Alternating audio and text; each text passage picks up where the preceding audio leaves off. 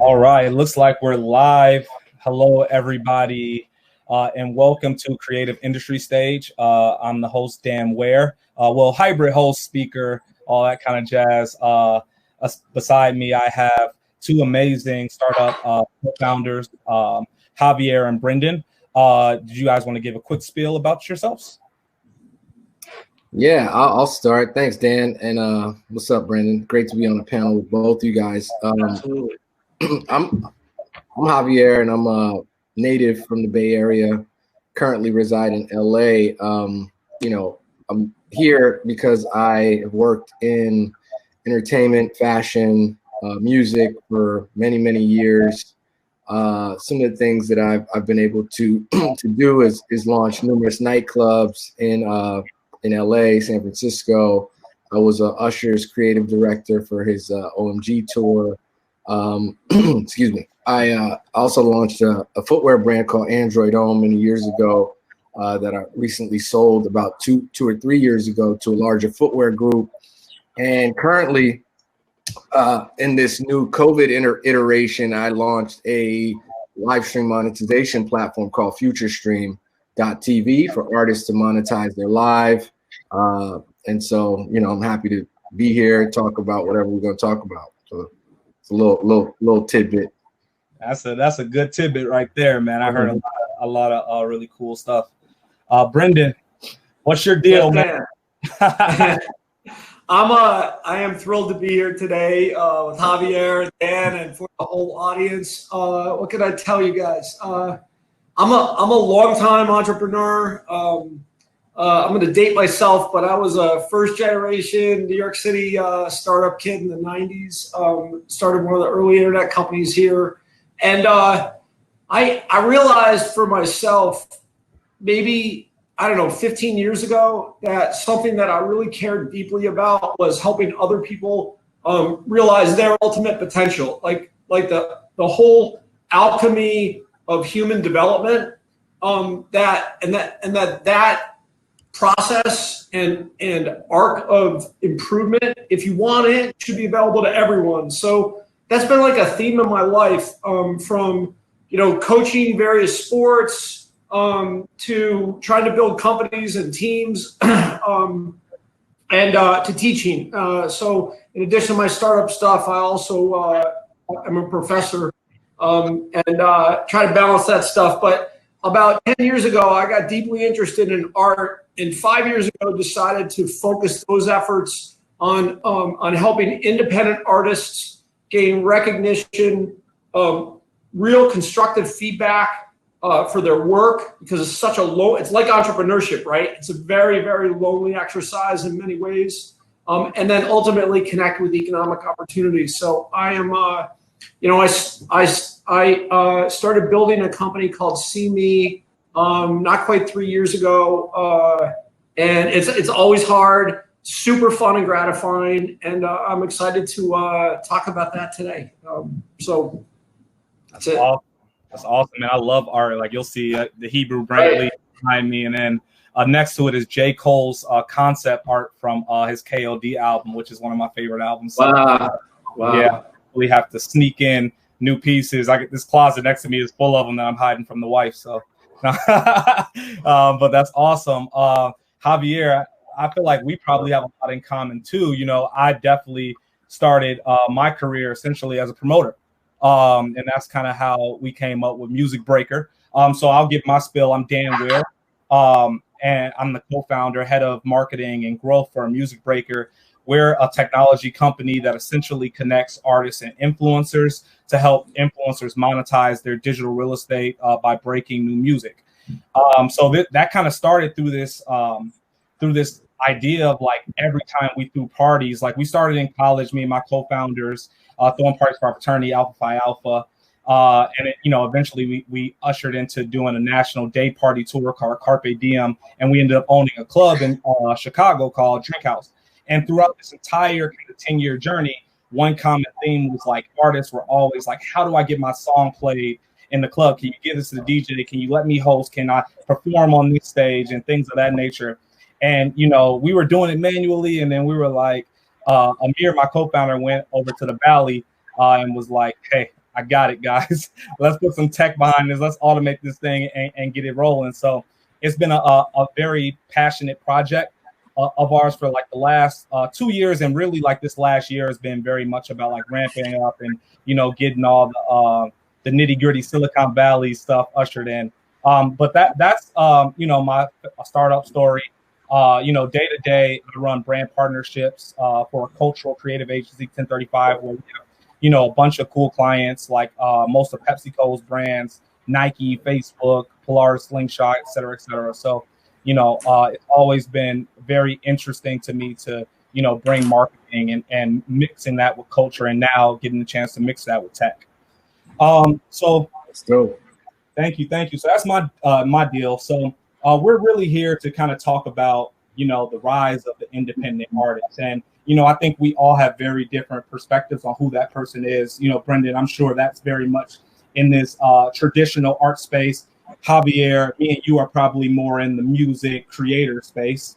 And you are in an interesting space as well, because, with the live streaming, you start to talk to, actual formal creators where like you can start to get to movie producers and things of that nature as well. So really cool things. Javier, I want to start with you. The first question is, can you just give me the overview of your industry and how that's evolved in the past decade or so?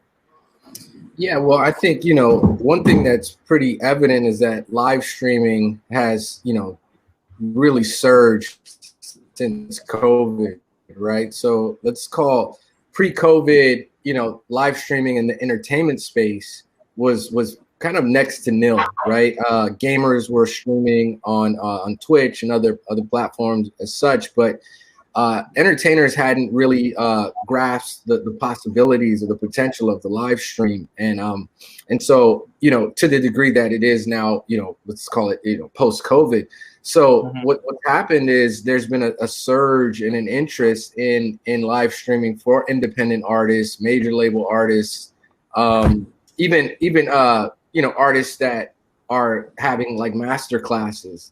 So there's painters, there's graphic designers that are saying, all right, look, this is a challenging time. I'm gonna go on live and live stream how to do XYZ, right? And so we built a platform that allows for artists, primarily independents. That's been kind of like our biggest, DJs and independents have been our biggest customers thus far, because they own their music and they're able to kind of really move quickly and mobilize their audience very quickly. But they've been able to, go live, set a price for entry, and start to monetize their either small audience or their large audience. And so that's been really cool, being able to help people. We get, messages where people are saying, man, you're helping me pay my mortgage. And right. I would be technically out of work because nightclubs are closed, touring's done.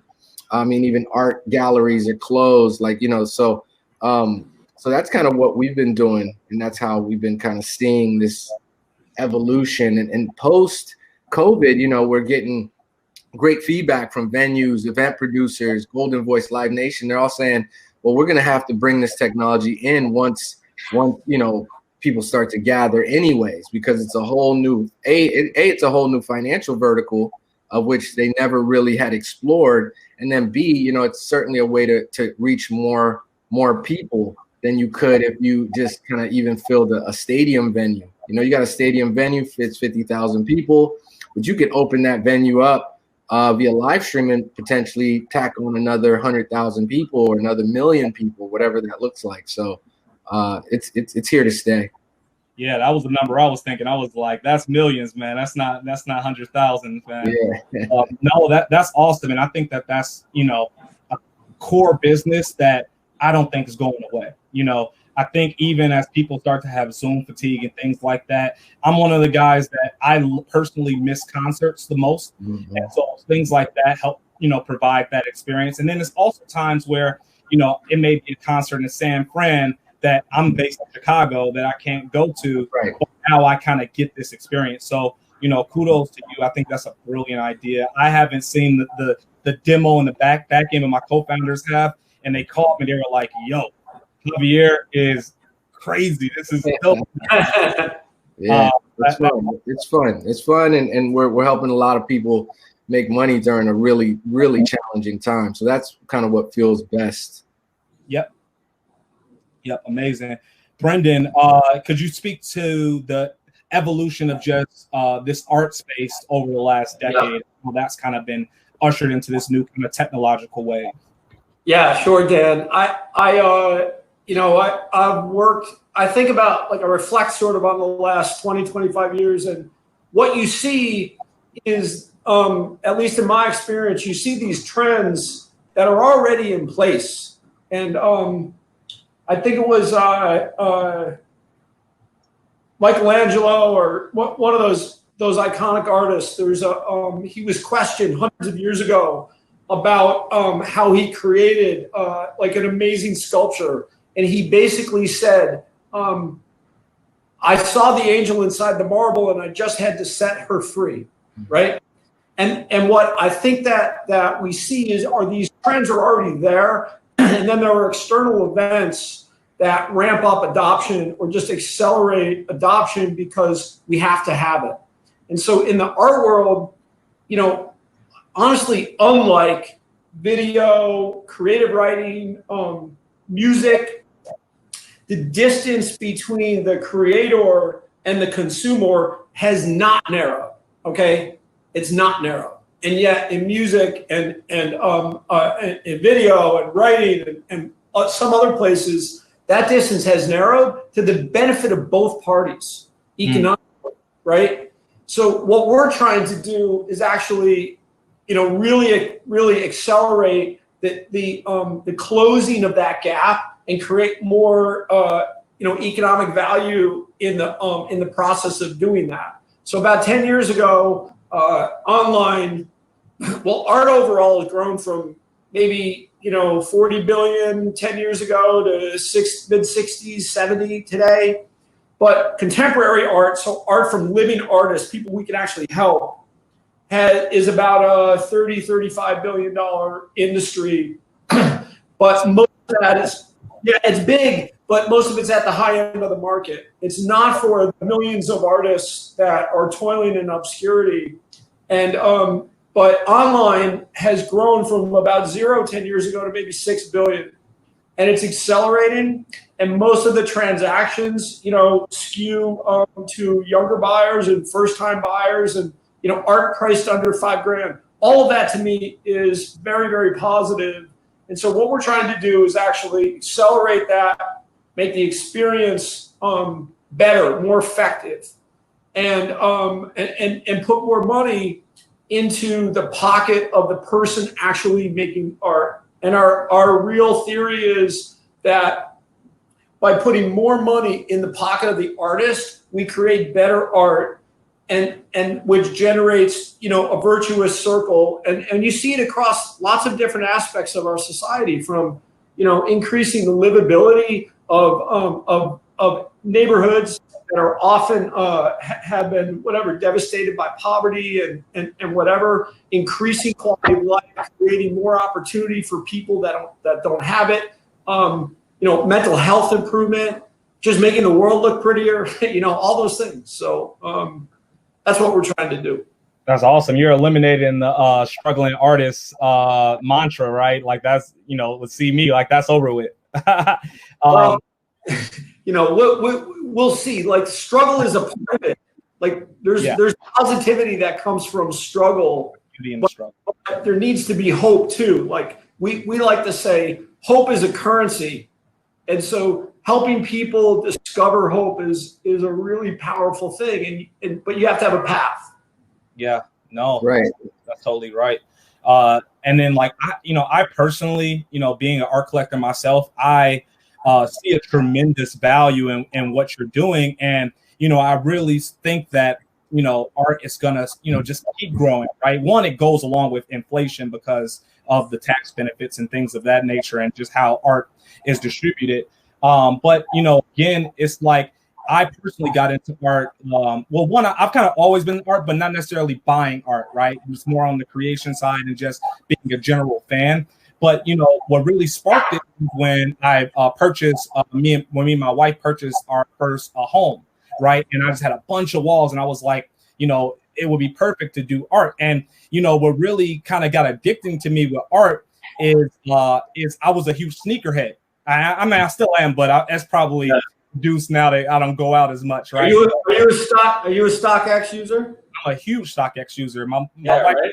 because it's a new box every day. But to that point, right, there is there's this level of like collectability. And I've always kind of been that guy. I was the huge Pokemon kid. I was the, all of that. So like with art, it's this level of exclusivity where, when you're doing exclusive prints by like a Hebrew Brantley, there are only 30 of these in the world, right? There are only 100 of these. And then when you get to the one of ones, it's like, no, this is like the really coveted thing. So, I love that aspect.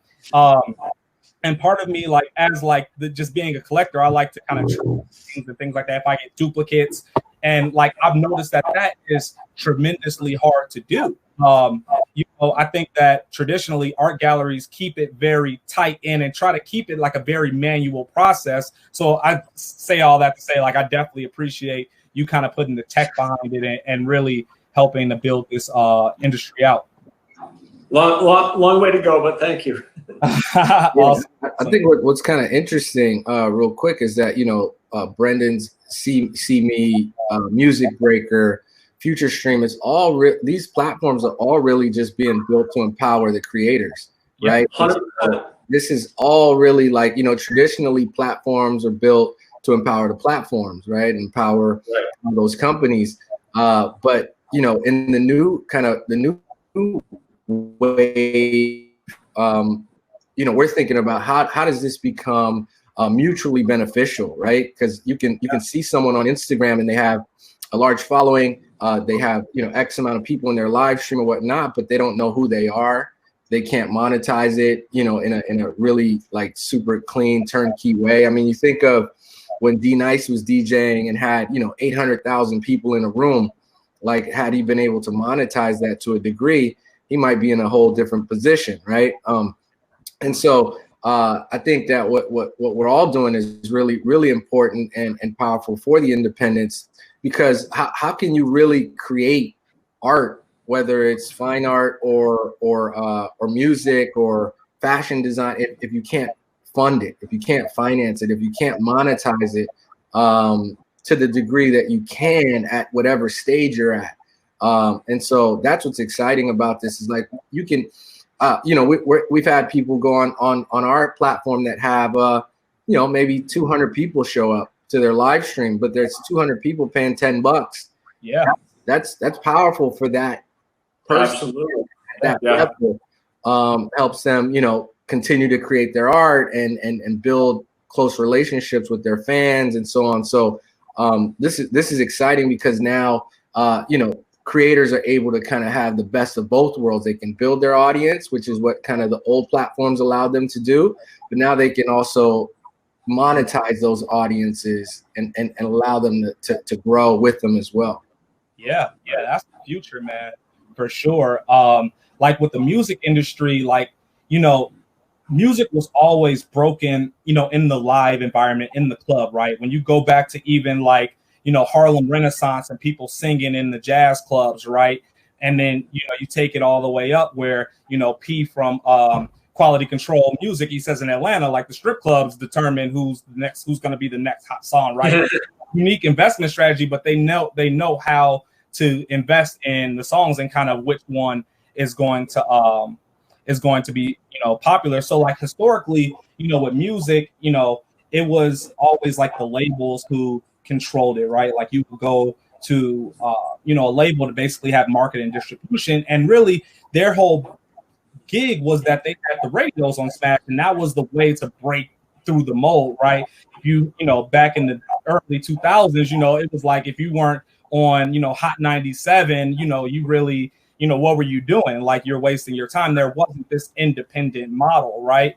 And then now you're starting to see a distinct transition where it's kind of flipped on its head, right? Where now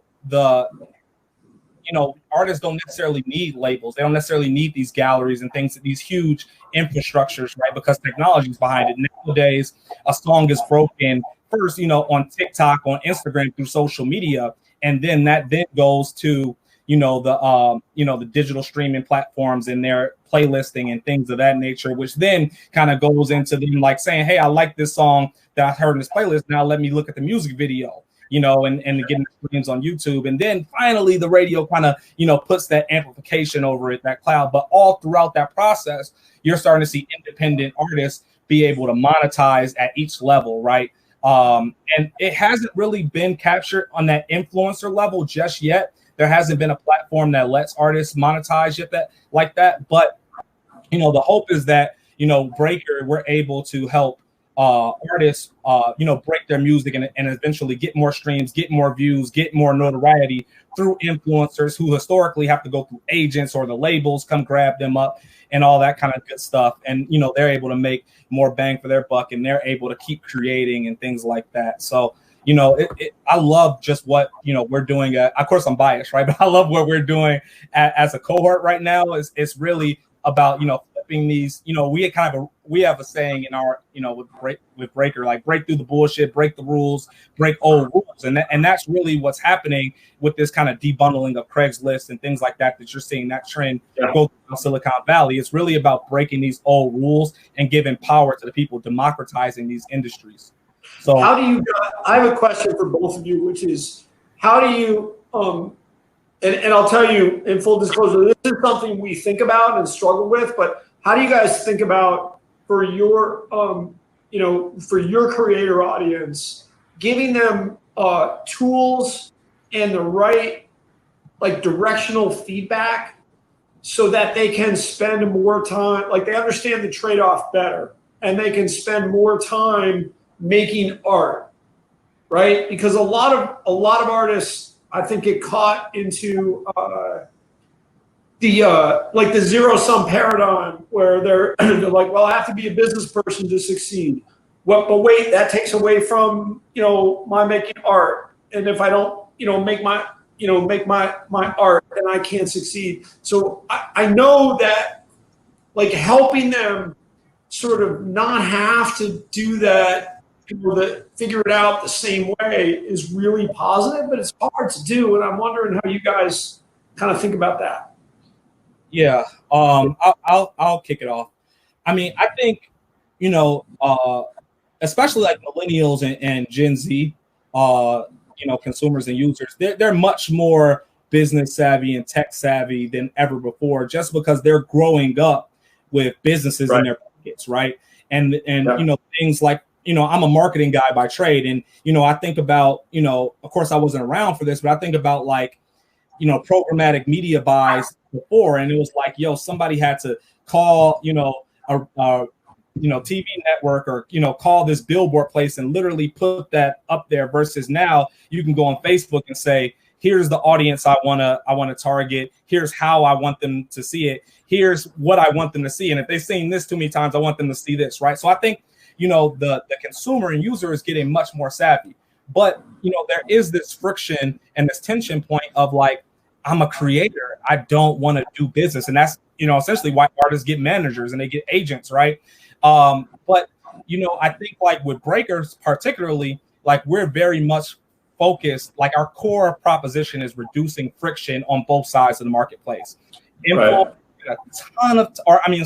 spend a ton of time spamming comments, DMing people, sending emails, trying to figure out this digital marketing landscape. And, I'm a digital marketer by trade. It's even hard for me sometimes, right? Let alone, some kid that, just, got out the booth and feels like they have a hot song from Spotify, and then on the other side, influencers are just bombarded with, new music. DJs are bombarded by, flash drives and mixtapes and all that kind of good stuff. So it's really about just reducing that friction and making it as easy and digestible as possible for you to, kind of market your product or, fund your creation with the click of a button. I think that's just the reality of just the industry and the world is going now. Yeah, I would agree, Dan. And just to kind of tap on your question, Brendan, I think it's really challenging to kind of take that on, especially because every artist is very different and how they do their business is very different.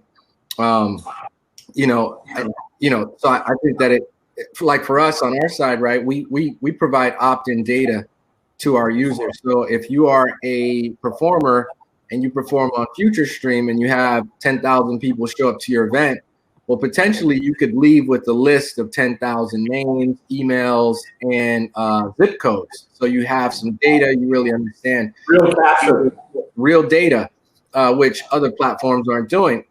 I think, but now that we've done that sufficiently and enough times, we realize that the next problem is teaching them how to use that data, right? So now they have a database, but now they don't know what to do with it, right? It takes real kind of like business acumen and marketing, skills to really understand how to read that data, utilize it. So that's kind of our next step, at least within our ecosystem, is like not only are we going to provide you with access to your data, but then we're also going to show you how to use it, right? But beyond that, I don't really see, at least for us, how much more value we could provide on each particular artist or broadcaster, how to run their business. I'll tell you, I don't know if this will be valuable or not, but I'll tell you how we think about it. Like, we're not quite there doing it yet, but if we the analogy, like the directional analogy that I will use at this stage that we're going as a business is like LinkedIn for artists. So it's not totally free to use today, but it will be at some point next year, and people will pay for value add stuff, right? And so we want to do that on a lot of levels, and we're just sort of managing the the friction between generating cash flow and moving forward at the same time that we evolve the product, right? But what the artists do is they give us metadata about themselves, descriptive biographical data, factual information about the work that they're producing and stuff like that. And so we're tracking that metadata and trying to draw a predictive analytic relationship with other things that they're doing, like that all operate on a curve, like a social media graph, or how productive they are, and so on and so forth. And what I know is going to happen is that the data over a period of time will tell us that this person's behavior when they did X, Y, and Z had a positive influence. And so then we'll be able to develop like success paradigms that we can share across the audience.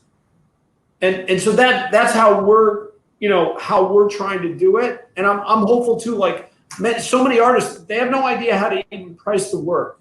Right? Yeah, that's a tough one.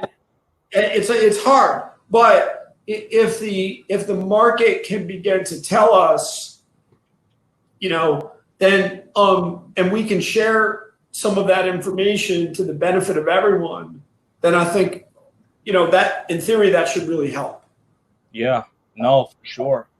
So we, both of you said some, pretty interesting things around just like the technology kind of behind, both of your applications, but just kind of in general of kind of what's going on in the industry. Could you guys talk to me about like what technological trends you're seeing in both of the respective industries? So, yeah, go ahead.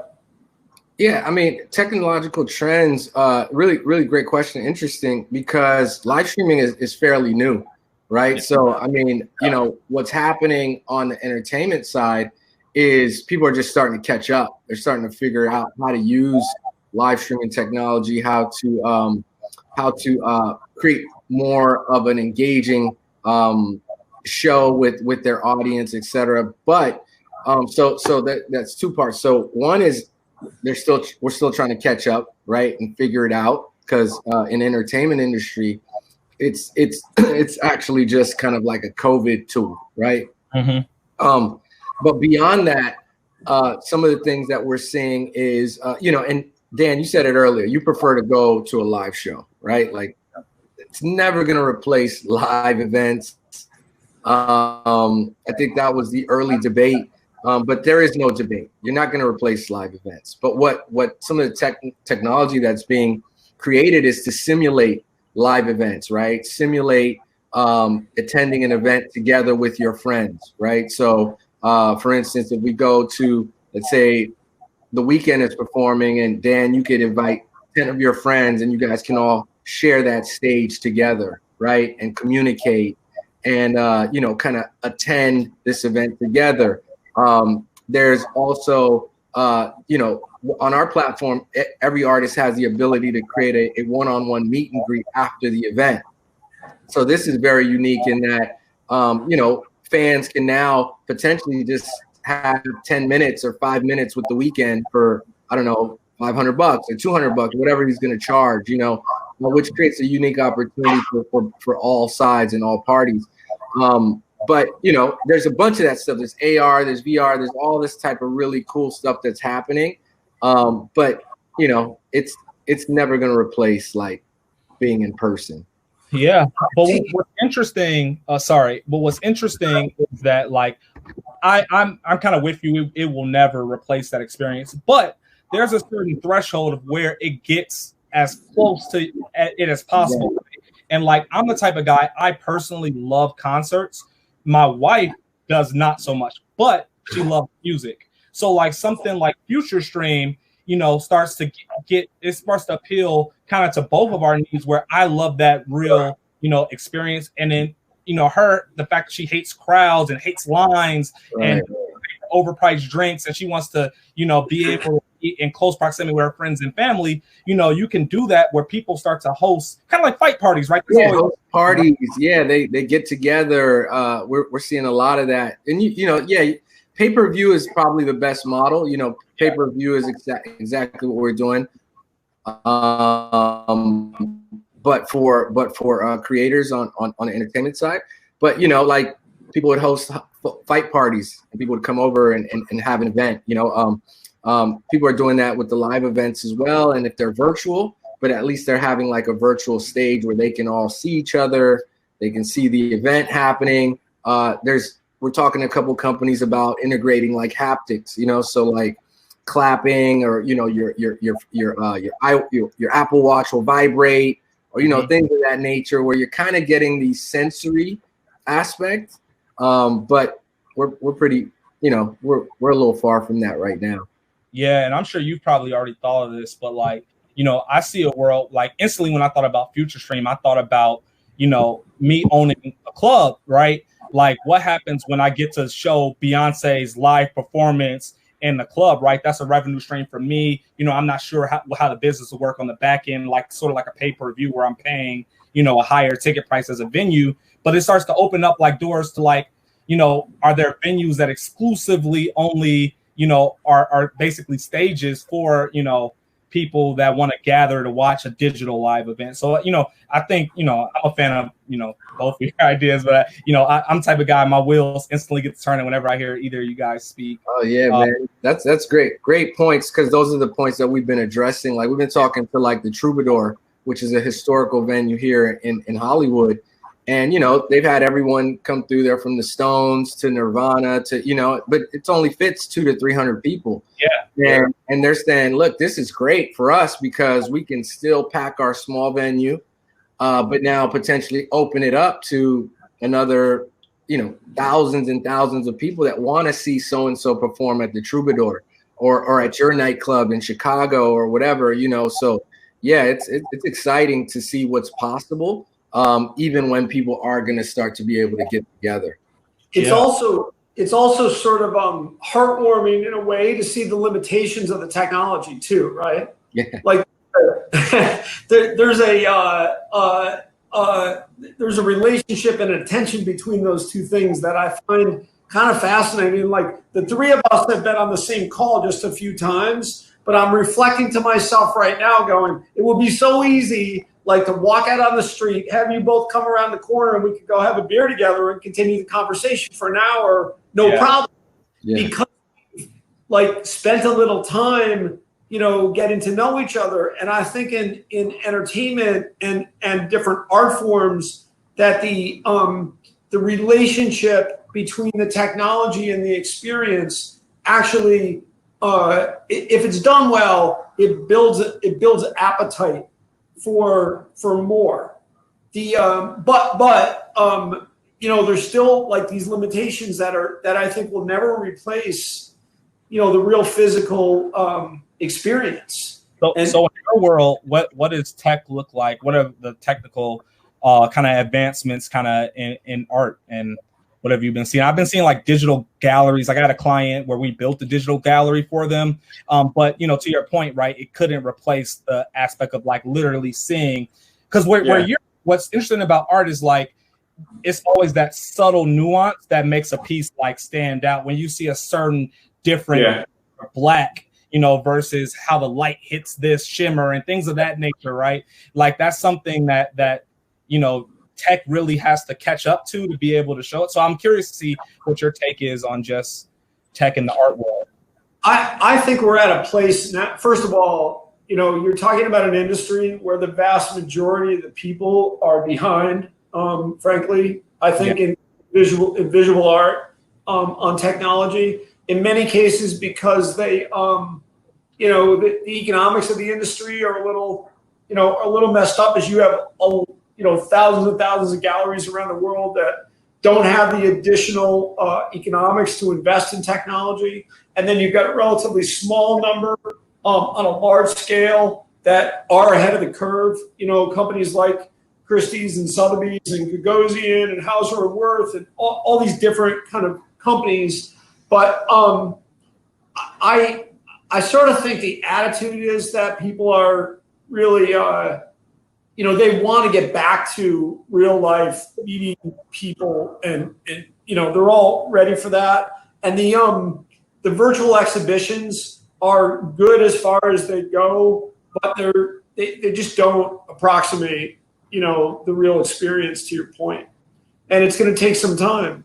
What I do think, though, and I've seen this happen in the creative writing industry very effectively, is virtual book clubs or book groups, where an author will make herself available to a book club, and the book club might be in like Omaha or whatever, and the author might be in Maine, and but she'll show up and they'll have a half-hour chat, and like that kind of thing. I think it could be very effective to create a more personable touch, and I think that applies to music and any creator industry. So if you're a visual artist, you can invite people into your studio, and there are going to be tools, I think, to make that experience much more approachable, and that'll help people grow their market.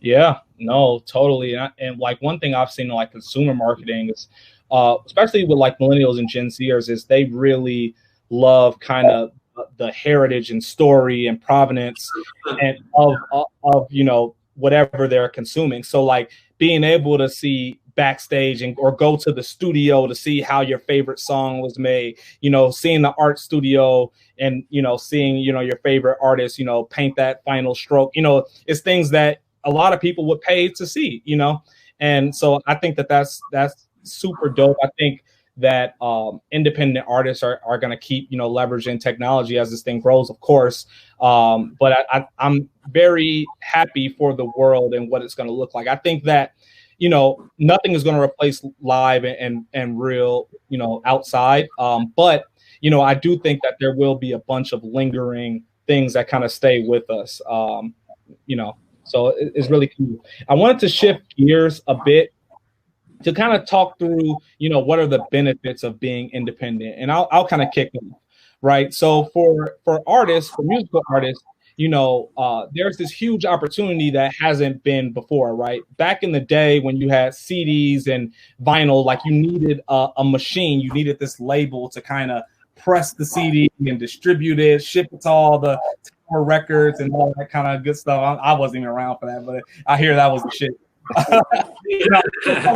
Like I'm 30, so like I literally grew up like half pre-internet, and then like the rest of my life has been internet. So like I saw the shit, so it's always a really cool thing. But anyway, we've seen the rise of like digital streaming services where artists can now just work with a distribution company, independent distribution company, to get their song on there, and now that they have to work hard to like actually market. They spend more, to your point earlier, right? They spend more time, marketing versus creating. But the benefit of that is that, in the music, which has historically been a bit predatory, where they're keeping masters and publishing and, making money off you until your great grandkids are fighting for their royalties.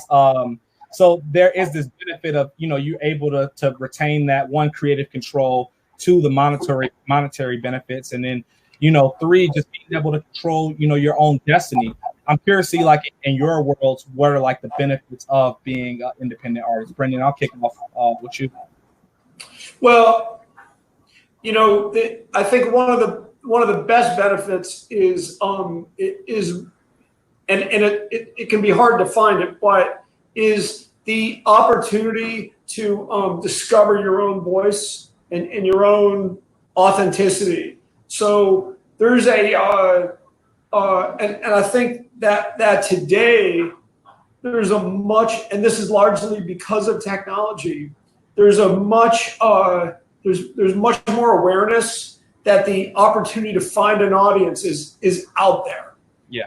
But to really find your audience, you have to be authentic and really in touch with that voice that you're trying to discover.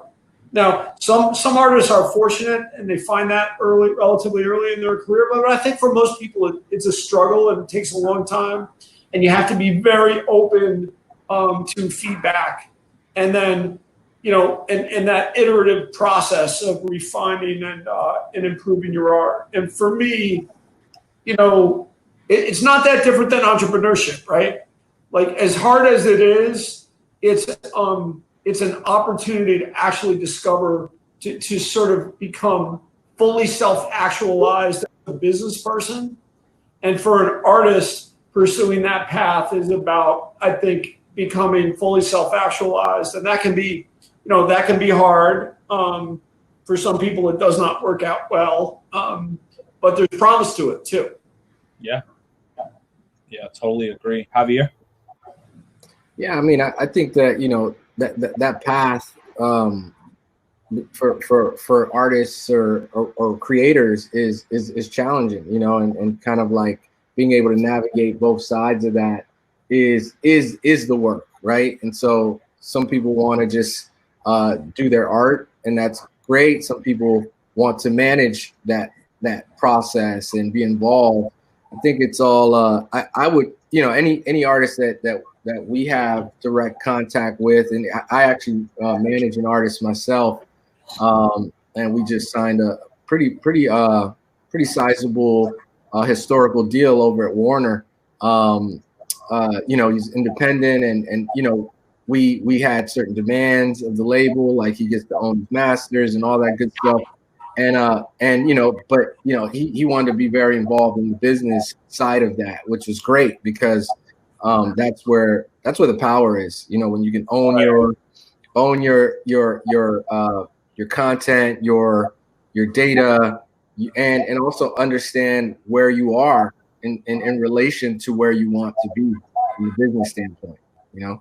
Yeah, like for me, like, there is this resounding trend of like everybody should be independent, everybody should own, what you created and be able to monetize that.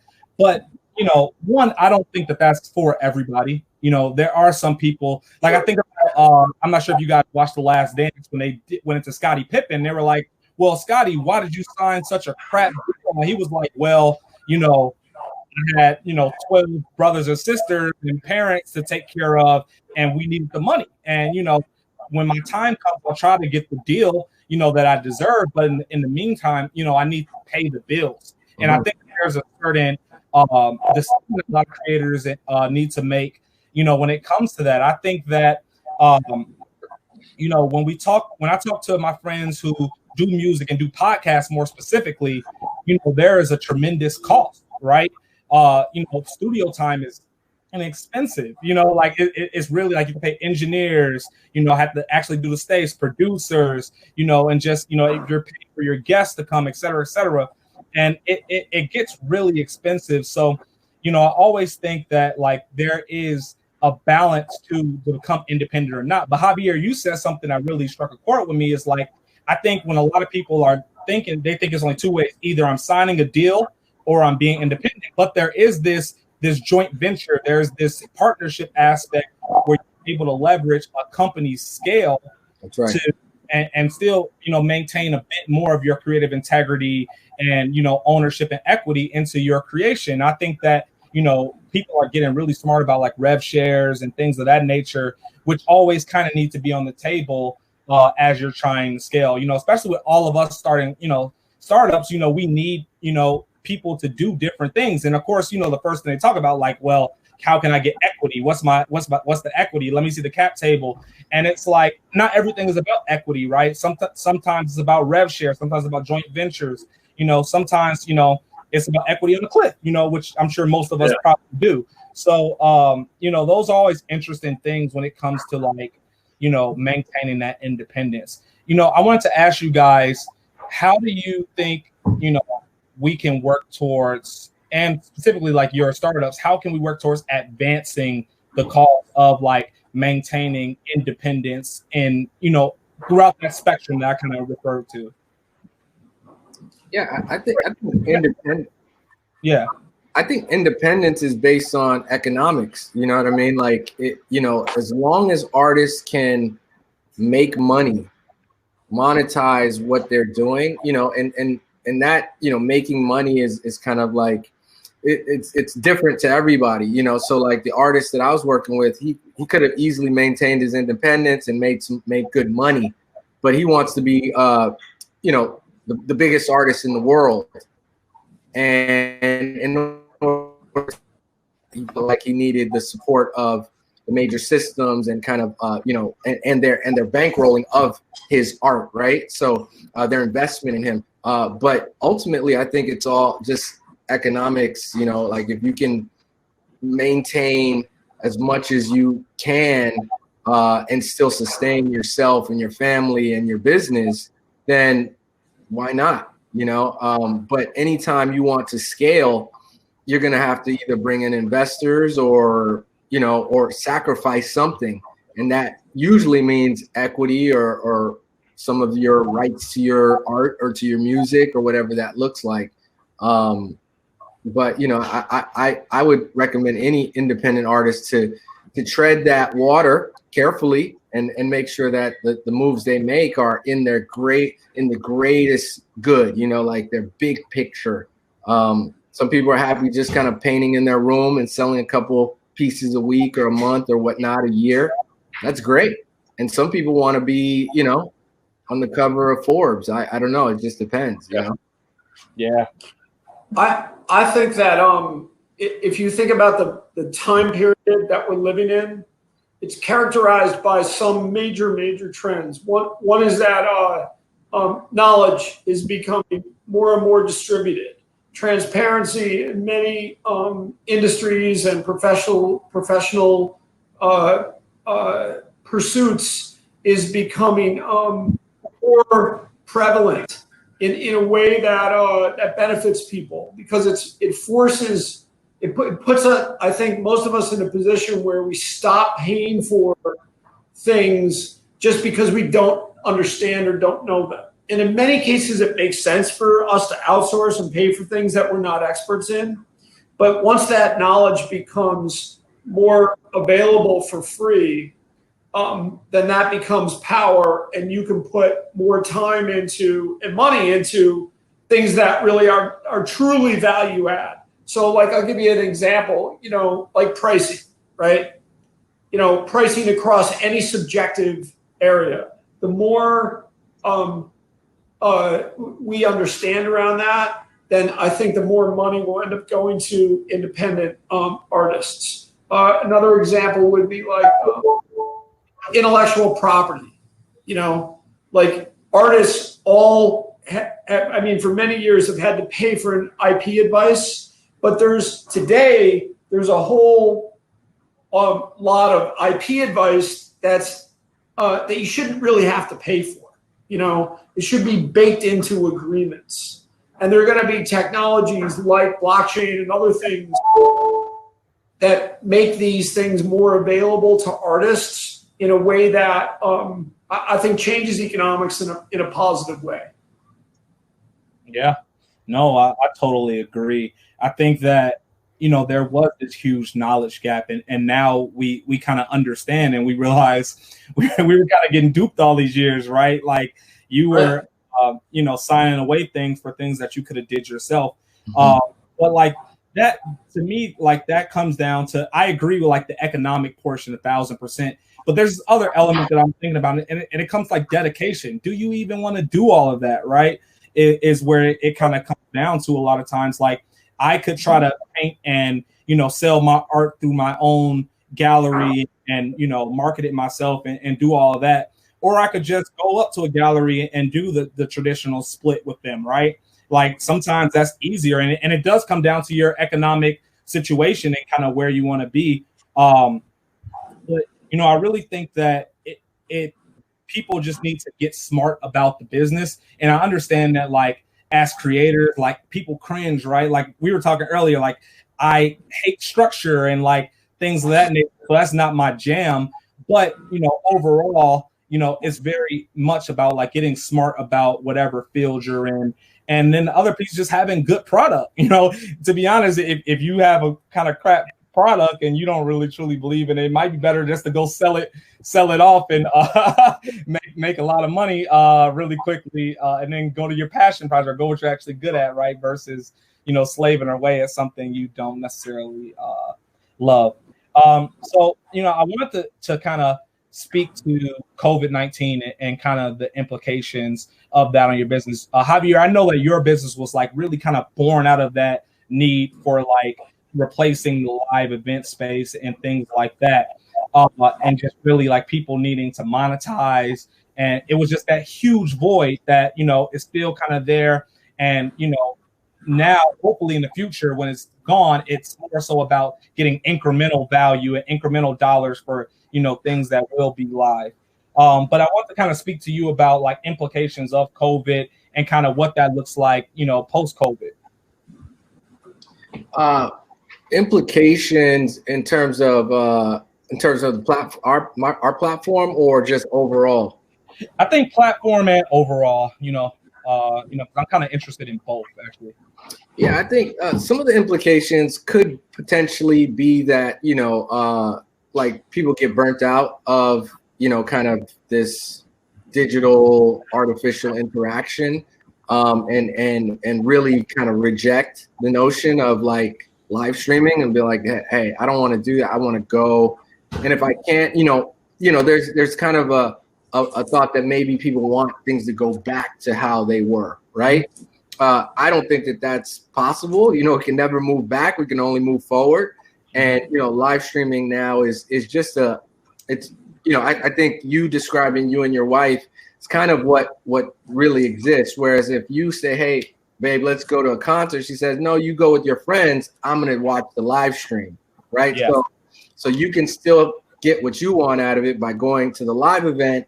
She can still kind of participate in it where otherwise she would not have been able to, right? Because she didn't go with you.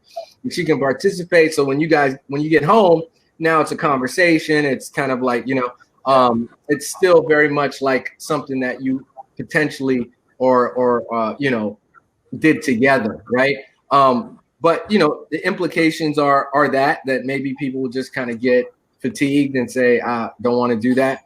And then I think overall, I don't really see any implications for artists long term if they can continue to engage their audience, because if they can monetize it and make the lion's share, then why would they want to go back to how it was, right?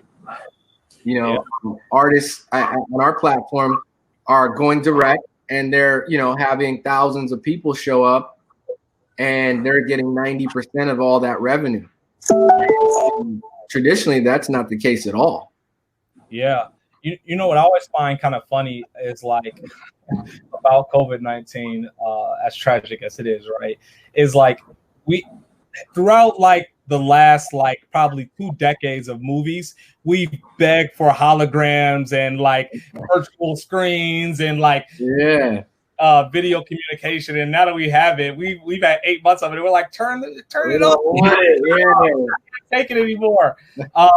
But part of me thinks like I just have studied. I'm always like an observer, and I study human behavior. One, just intriguing, but 2, by trade, just being in marketing. And like what I personally think is going to happen is like I think people are saying like they hate video and all that kind of good stuff. People are very comfortable in their houses, right? People are actually in their domicile, and I think people will be like that initial like, let me go out and do everything, almost like when you've been off a diet, right? And you just go eat everything that you can, right? But then like people will slowly probably settle down, like maybe a hybrid model of what that looks like. Yeah, that's kind of what I see is a hybrid model. Like, when you want to go see someone and you can, you will. When you can't, then you have a real alternative option that's viable, that you could say, all right, you know what? I can do this, and I can do this in the comfort of my home. I'm safe. I don't have to go buy a new outfit. There's a lot of pros to staying home and watching something. You may, not going to be exposed to potential airborne diseases, or there's all kinds of reasons to stay home. Some people don't have babysitters, or they have children and they can't get out. So, and when we look at this as on a global scale, it just it's a no-brainer. Yeah, I think that's right, and good for the planet too. That's right. Yeah, stay home. So, Brendan, what is like, what is the next like decade of art and kind of this tech space look like for you, if in like perfect world utopia scenario? That's a great question. I think that artists will be empowered to take much more control and find more balance in terms of the way they manage their careers. So what like for us, the way we think about it is we want an artist to be discoverable for her or his own work and be able to make decisions around, like, I'll give you a hypothetical the way it should work is an artist will come on our platform, maybe others, but our platform, they'll manage their profile. They will constantly get community-based constructive feedback that's action-oriented, where that helps them find that voice. And then they will be able to pick different distribution channels, perhaps including their own, store or whatever we call it, and manage their own list and interactions with their audience. And then there's data that helps them, and in some cases automates how they respond in real time. And so if we're able to do that in a relatively easy to manage way, then that's going to change the size and scale of the art market. I'll give you like a sense of the way we think about it. At the high end of the market globally, there's somewhere between 50 and 80,000 collectors that spend like big money. Those are the same group of people that all the big auction houses and stuff are chasing. And yet there are millions of art consumers. It's just that they're difficult to track. Yeah. We think about the new art consumer in a broad marketing parlance. It's the same audience as the Henry. It's the high earning, not rich yet audience. Yeah. That person responds to storytelling. They want to curate their own lives. They want to have personal connections. They don't mind spending money, but they're not frivolous about it, And so figuring out how to build easier connections and targeting between the creator and that audience is going to end up broadening the base of that market. And then over 5 and 10 years, it's going to have exponential growth. Yeah, that is just going to happen. Need some help, and we want to do it. Yeah, I agree. That's awesome. I think that we got some monsters on our hands, guys. Right. But as we wrap up, I want to thank you guys for your time. I want to thank the audience for tuning in and learning, a bit more about, what this rise of an independent artist is, what it looks like, what are the challenges, and then what are the opportunities, right? And kind of what this crazy kooky world of ours looks like in the next, decade. Me personally, I'm really excited. I'm very optimistic about the level of independence going on in the field of creators. I think that, that we're only at the tip of the iceberg of that. And we're going to constantly need new technology and new business models to shift to accommodate those independent creators. So, I want to thank you guys for your time. I want to let you guys do last shout outs, find you, all that kind of good stuff. Yeah, I can be found at just at Javier Laval, JavierLaval on all platforms, Twitter, IG, LinkedIn. And then the name of the platform is called futurestream.tv. Futurestream.tv. Yep. Thank you, Dan. Yeah, thank you, Dan. Thank you, Javier. I can be found at BB Stepstone. And you can see me on all platforms at either at See Me on Twitter or at See Me Community on Instagram. And it's just great to meet you guys and and try to do something positive. Yeah, thank you. And I am Dan Ware. You can find me on all platforms at DWare LaFlare. Spell how you think it's spelled. Actually WARE, because that could be a tricky one. But DWareLaFlare.com for all of my personal kooky adventures. But then you can find Breaker at musicbreaker.com.